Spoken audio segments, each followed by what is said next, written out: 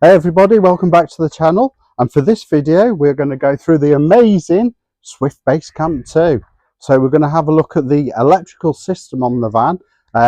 Currently I've got it on, we're using the solar panel, so we'll go all through the command center, the rail heating, where all the sockets are, where all the USB are, and all the lights, etc. So grab yourself a drink, buckle up, let's get into it.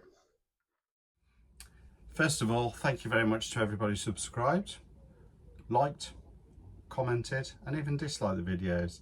All interaction is much appreciated, so thank you very much. So first up, let's talk about the design. The Swift Basecamp is a compact yet incredibly spacious van. It is designed for those who value their flexibility while it remains stylish. It has sleek lines.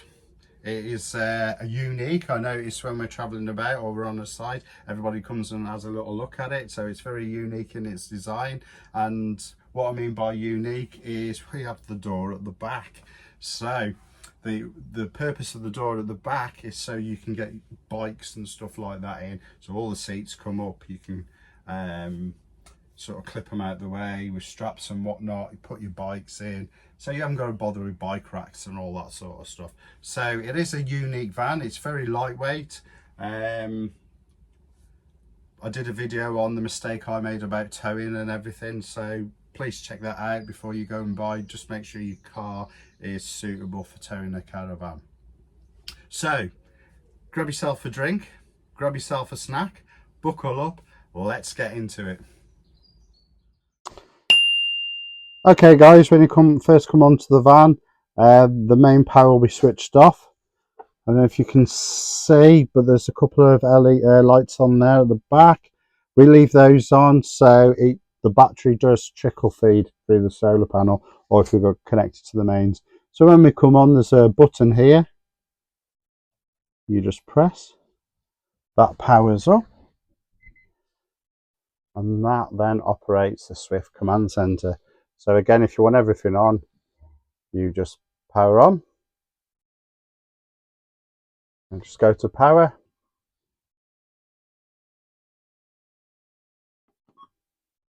And as you can see, we are drawing off the solar panel, but also I've now connected the mains power up.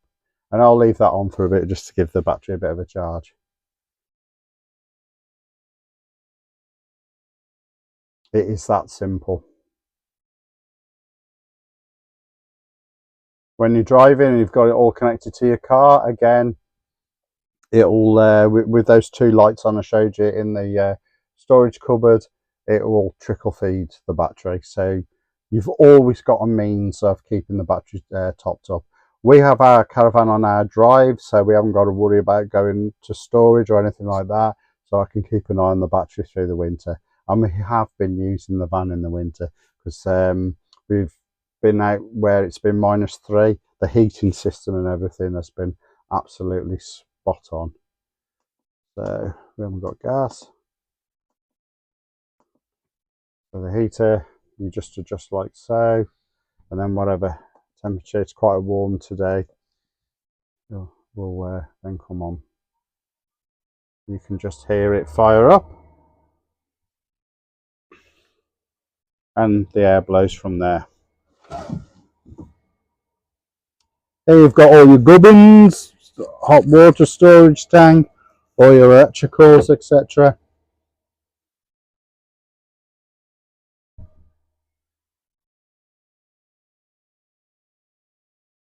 just going to turn that off. Don't need heating on today, and I've got the door wide open as well. On the panel, you've got your lighting system. So you can adjust the lighting in the van, you can adjust the lighting in your awning. We have got the awning, and we have done a setup on that. And again, you can adjust it accordingly, just using touchscreen. There we go.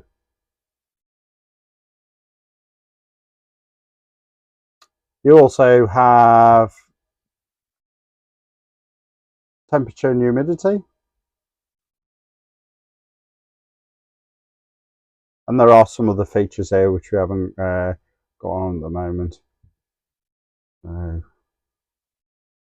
They just come with a user guide as well. You can go all through the different settings.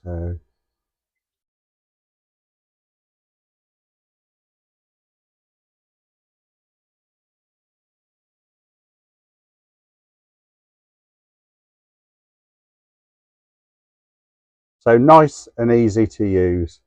Obviously, when you've got your water connected, you just press that, and the pump will come on. And then obviously drawing water from your aqua roll or from the mains, depending on how you connected. And then you've got your carbon monoxide and your fire alarm there as well. So obviously, don't forget to check those on a regular basis. Make sure they're all working. So sockets. We've got our TV point. Our TV isn't 12 volt, it's 240, it's just a normal domestic TV. However, if you get a 12 volt, you can run off the battery. The domestic one obviously doesn't. So you've got a plug there for your TV or chargers or whatnot, and also you've got your light switch. You have light switches here.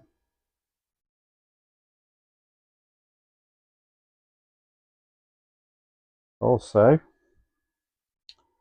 you have a plug sockets there, and again you just switch them on off as accordingly. Now the thing I don't like about this particular one is the direction the plugs are facing. For me they should be that way, because when you plug in things in the cable is coming up here, and sometimes you can only use that one or just that one. We also have some USB and another socket there as well. We have our fridge that can run on power, electric power or gas. And then we have our gas hob there. And again, we have got a selection of lights, etc. There we have the wet room. And again, that comes with plenty of lighting. So you've got the front there by the vanity mirror. And also, which is on the moment, we have our lights for that. I have used all the onboard facilities and they all work pretty well. Although at the moment we do have a problem with our toilet.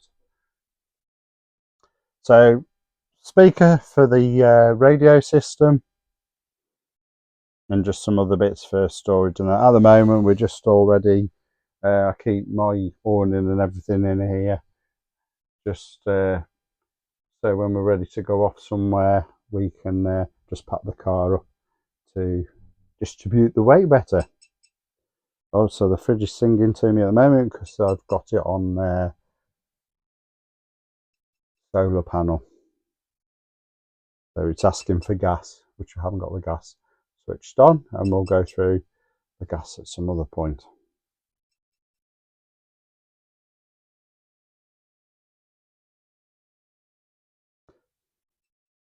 Okay guys, so as I've given you a quick whistle stop tour of the van and the different features, I must also recommend you always refer to the owner's manual.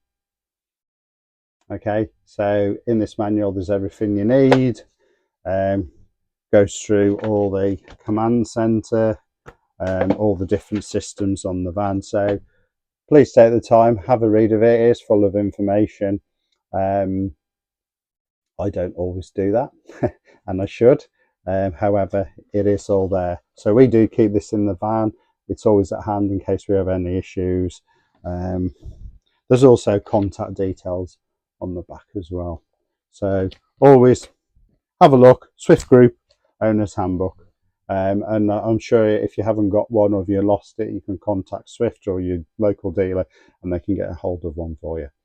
Cheers. So everyone, I just wanted to give you a quick tour of the Swift Basecamp 2.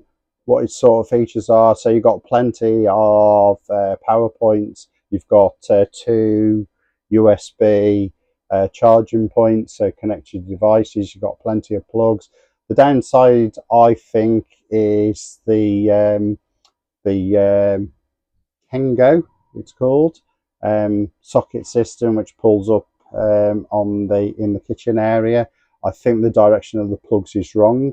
They're all facing down, and we found when you're trying to plug in different bits of kit and equipment, the cables stop you actually plugging 3 things in. So I don't know if that's a deliberate design feature, but when you've got things like a kettle, trying to charge stuff, we have a coffee machine, you know, it can be a bit of a pain. However, it's you know, you just compromise, so it's all good. So hope you found the video informative. When I mentioned to my wife that I was going to do a sort of run through of the electrical system on the van, she called me an anorak. So that's a bit anorak-y. So it's just really I says, well, look at all the videos I watched before I bought the Swift Basecamp 2. I wanted to know how it worked, to watch quite a few hours and hours of YouTube videos, just to get an idea before we actually went and saw one, which we bought this from the Harrogate show, Caravan show last year, so 2024. We bought it brand new. So I wanted to know all the features before I actually went and had a look at one, and I had a good idea of sort of how it works. So I hope you found it useful. I will put some links in the description below. I'd also like to give a mention to a couple of YouTube channels which I follow, and they follow us.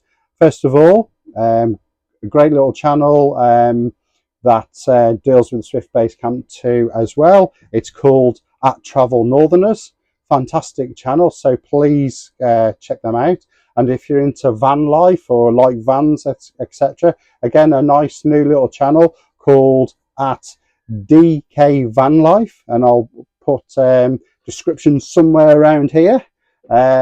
Please give them a follow as well. They're always out and about in their van. Well worth having a look at both those channels I've mentioned. So thank you very much for watching. Please subscribe. Please give us a thumbs up, or if you didn't like it, a dislike. It's still interaction. And next time we'll be doing a video on the gas system. I'll do the water system, but we are off shortly on another trip. We're off to Askham Bryant near York. So we've got a couple of trips planned. We've got Askham Bryant in a week's time. We've got Much Wenlock coming up, Easter I think it is. And then at Whitweek we're off to the Norfolk Broad. So that's our big caravanning holiday, and hopefully in between we'll get out to Pickering again. Nice little site we like, to do some more base camp adventures. Thank you very much.